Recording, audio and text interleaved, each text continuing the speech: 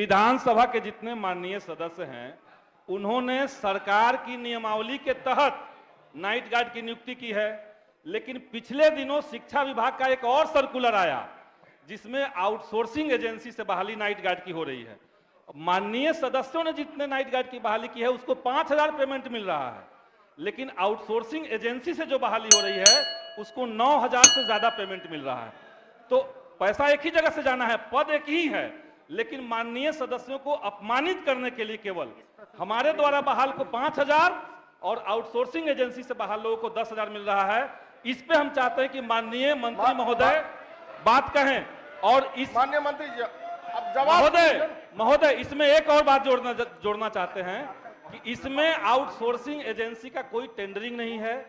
पूरे मामले में कोई आरक्षण का प्रणाली लागू नहीं है, रोस्टर लागू नहीं है। इस पे मंत्री जी जवाब दे दें। आउटसोर्सिंग का कहीं नहीं लिखा हुआ है जिसका जवाब दे महोदय, लेकिन अब माननीय सदस्यों द्वारा चयनित जो नाइट गार्ड है उनका तो अपमान हो रहा है, उनका तो अपमान हो रहा है। माननीय मंत्री जी सरकार की नियमावली से हम लोगों ने किया था और एजेंसी से होगा 10,000 पेमेंट मिलेगा, हम करेंगे 5,000 पेमेंट मिलेगा। आग्रह ये है कि जो सदन की राय है और इसमें पक्ष विपक्ष सब शामिल हैं और हम ये जो ललित जी ने कहा उसके साथ होने के बावजूद मैं कहता हूं कि ये सिस्टमेटिकली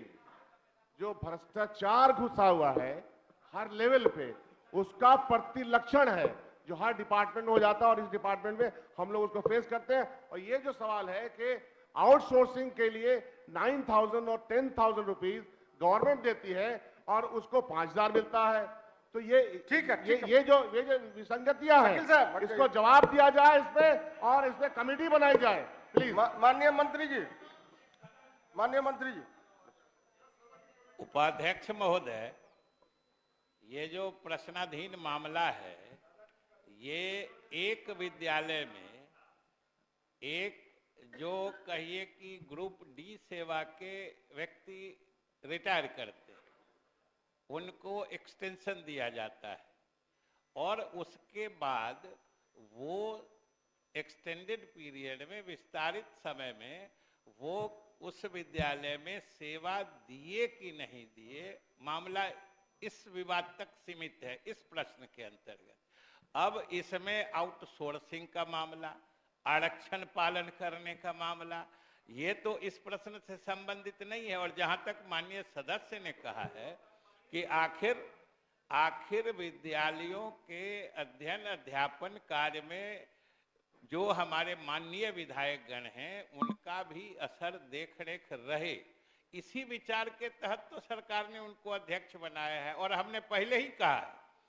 कि अगर मामला किसकी इज्जत या कौन गड़बड़ कौन सही है इसका नहीं है, मामला ये है कि वो विस्तारित सेवा में विद्यालय में सेवा दे रहे थे कि नहीं, मात्र इतने का इसमें विवाद है। और हमने कहा